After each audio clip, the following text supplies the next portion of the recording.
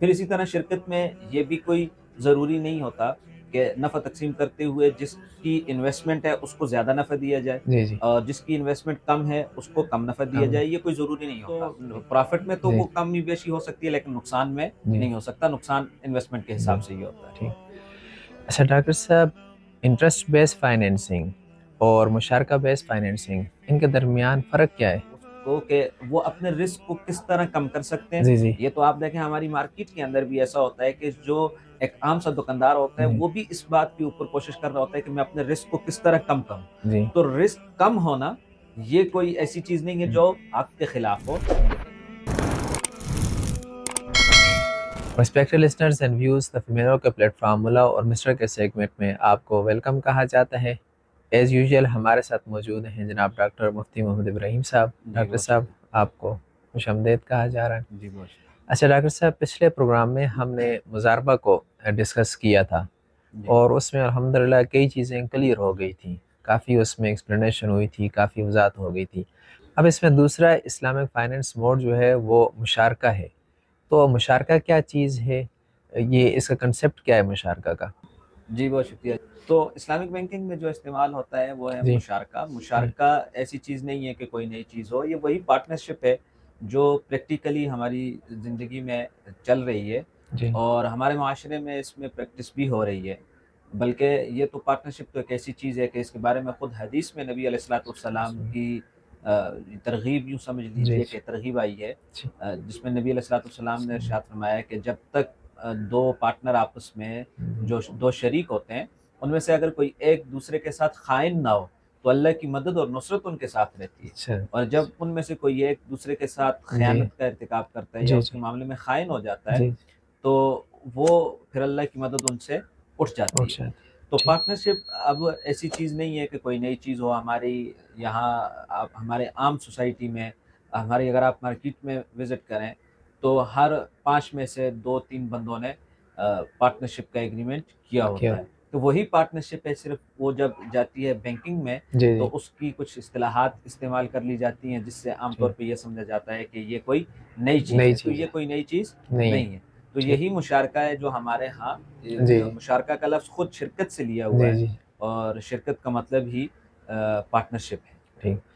اچھا ڈاکٹر صاحب، اس میں مشارکہ کی اقسام کون کون سی ہیں؟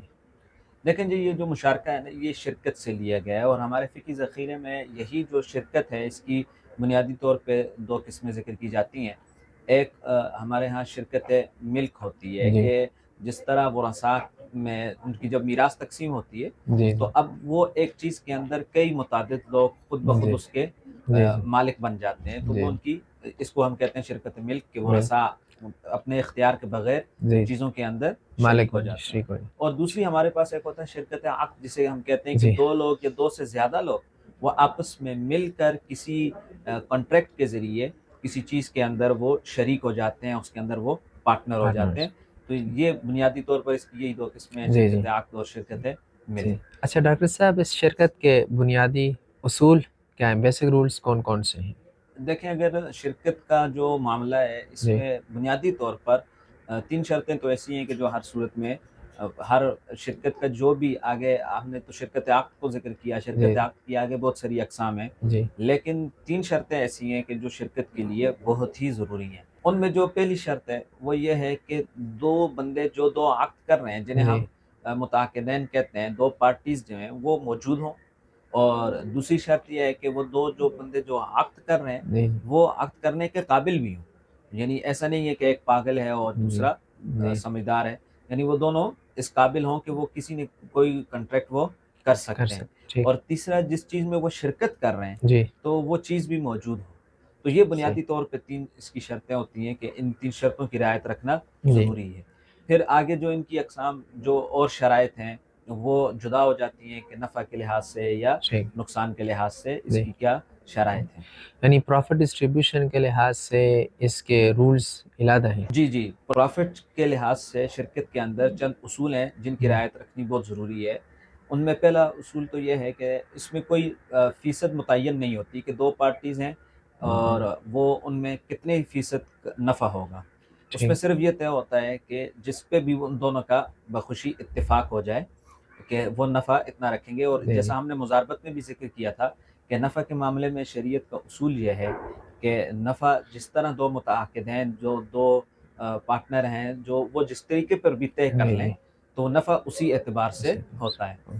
ٹھیک البتہ یہاں یہ بھی دیکھنا ضروری ہوتا ہے کہ نفع جو ہوگا وہ جو ایکچوئل پرافٹ ہوگا، جی جی جو حاصل ہوگا، اسی میں اس کی تقسیم ہوگی کہ اس جی کا کتنے پرسنٹ ہے. جو جی یہی شرط ہم نے مضاربہ میں بھی ذکر کی تھی، یہی مشارکہ میں بھی ذکر کی ہے. جی جی اور یہ بہت اہم شرط ہے کہ نفع کی جو تقسیم ہے وہ حقیقی منافع سے ہوگی، کہ جو حقیقی منافع ہے اس کی پرسنٹیج کے جی حساب سے ہوتا ہے. جی پھر اسی طرح شرکت میں یہ بھی کوئی ضروری نہیں ہوتا کہ نفع تقسیم کرتے ہوئے جس کی انویسٹمنٹ ہے اس کو زیادہ نفع دیا جائے، جی جی اور جس کی انویسٹمنٹ کم ہے اس کو کم نفع دیا کم جائے. یہ کوئی ضروری نہیں ہوتا. جی یہ ہو سکتا ہے کہ جس کی انویسٹمنٹ کم ہے اس کو نفع زیادہ دیں، زیادہ اور جس کی انویسٹمنٹ زیادہ ہے اس کو نفع کم دیں. یعنی جو آپس میں جس ترتیب کے مطابق بھی جی دونوں جی لوگ راضی ہو جائیں تو وہ نفع اس کے مطابق رکھ سکتے ہیں.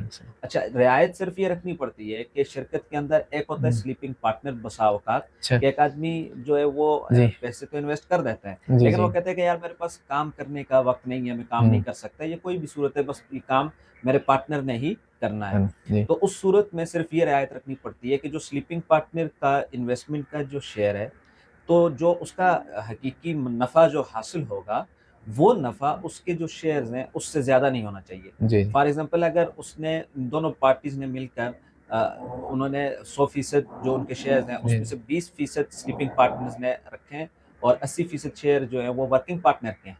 تو اب جب حقیقی نفع جنریٹ ہوگا تو اس حقیقی نفع میں جو سلیپنگ پارٹنر ہے اس کے نفع کی حد خود بخود طے ہو جائے گی. وہ جی 20 سے زیادہ نہیں ہو سکتی، 20 ٹھیک سے کم ہو سکتی ہے، جی 20 ہو سکتی ہے، لیکن 20 سے زیادہ نہیں ہوگی. بس یہ صرف ایک رعایت رکھنی پڑتی ہے جی جی شرکت میں کہ جو سلیپنگ پارٹنر ہے اس کا جو نفع ہوتا ہے وہ اس کی جو انویسٹمنٹ ہے اس سے زیادہ نہ ہو، لیکن وہ زیادہ نہ تقسیم ہوگی اس میں جو حقیقی نفع جی اس کو حاصل جی ہوتا ہے. اور اس کے بالکل برعکس اگر دونوں پارٹنر جو ہیں تو جی وہ کام کر رہے ہیں تو پھر وہ نفع کا ریشو کچھ بھی آپس میں طے کر سکتے ہیں، جی جی وہ کم زیادہ کچھ بھی رکھ سکتے ہیں. اس کے لیے ضروری نہیں ہے کہ انویسٹمنٹ کے حساب سے ہی کیا جائے، نفع رکھا جائے. یہ ہمارے ہاں ایک غلط فہمی بھی پائی جاتی ہے کہ جس کی جتنی انویسٹمنٹ ہوگی ہاں اتنی اس کا ہو نفع اسی حساب سے اسی ہونا حساب چاہیے. یہ کوئی ضروری نہیں نہیں ہے. ٹھیک. تو اسی طرح ڈاکٹر صاحب اس کے لاس کے بھی کچھ بیسک رولز ہوں گے جس طرح پروفٹ کے. جی دیکھیں، نقصان کے بارے میں نبی علیہ الصلوۃ والسلام کی ایک حدیث مروی ہے کہ الوزیۃ علی المال والربح علی ما اصطلح. اس کا مطلب یہ ہے کہ نقصان کا ایک لگا بدا اصول جو شریعت نے ہمیں دیا ہے جی وہ جی یہ ہے کہ نقصان ہوگا انویسٹمنٹ کے حساب سے. ٹھیک نفع تقسیم ہو سکتا ہے، نفع کی متعین ہو سکتا ہے، کم ہو سکتا ہے، زیادہ ہو سکتا ہے، لیکن جو جی نقصان ہوگا جی جی وہ انویسٹمنٹ کے حساب سے ہوگا. ٹھیک اس لیے شرکت ہو یا مزاربت میں بھی ہم نے یہ بات کی تھی کہ جی جی مزاربت کے اندر بھی کہ جب نقصان ہوگا تو وہ نقصان وہ مضارب کا اور رب المال کا وہ آپس میں نفع تو طے کر سکتے ہیں، اوپر جی نیچے کر جی سکتے ہیں، لیکن جی جی نقصان ان کی انویسٹمنٹ کے حساب سے ہی ہوگا کہ رب المال کی انویسٹمنٹ چلی جائے گی جی جی اور اس کا مضارب کا محنت ضائع ہو چاہیے جاتی ہے. ٹھیک تو یہاں شرکت میں، مشارکہ میں، پارٹنرشپ میں جس نے جتنی انویسٹمنٹ کی ہے، جس نے جی جی 20% انویسٹمنٹ کی ہے تو جی وہ نقصان میں سے 20% ہی بیئر کرے گا، ٹھیک اور جس نے 80% کی ہے تو وہ جی جی 80% ہی اس کو بیئر کرے گا. ٹھیک تو پرافٹ میں تو جی وہ کم ہی بیشی ہو سکتی ہے، لیکن نقصان میں جی نہیں ہو سکتا. نقصان انویسٹمنٹ کے جی حساب سے ہی ہوتا ہے. ٹھیک. اچھا ڈاکٹر صاحب، انٹرسٹ بیس فائنینسنگ اور مشارکہ بیس فائنینسنگ ان کے درمیان فرق کیا ہے؟ اس میں جو فرق ہے وہ جی بنیادی طور پہ دو ہی فرق ہیں. ایک فرق تو یہ ہے کہ جو انٹرسٹ بیس فائنانسنگ ہوتی ہے اس میں چونکہ سارا معاملہ لون کا ہوتا ہے تو جی وہ پہلے سے ایک فکس چیز ہوتی ہے اور فکس ریٹرن ہی ان کو ملتا ہے، جبکہ مشارکہ میں جو حقیقی نفع حاصل ہوگا اس پارٹنرشپ کے نتیجے میں اس نفع سے، اس حقیقی نفع سے پرسنٹیج طے ہوگی. پہلا جی بنیادی فرق تو یہ ہے. ٹھیک دوسرا فرق یہ ہے کہ جو انٹرسٹ بیس فائنانسنگ ہوتی ہے اس میں جو رسک ہوتا ہے جی جی وہ بینک نہیں اٹھا رہا ہوتا، بالکل بینک کے حصے میں کوئی رسک نہیں آ رہا نہیں ہوتا.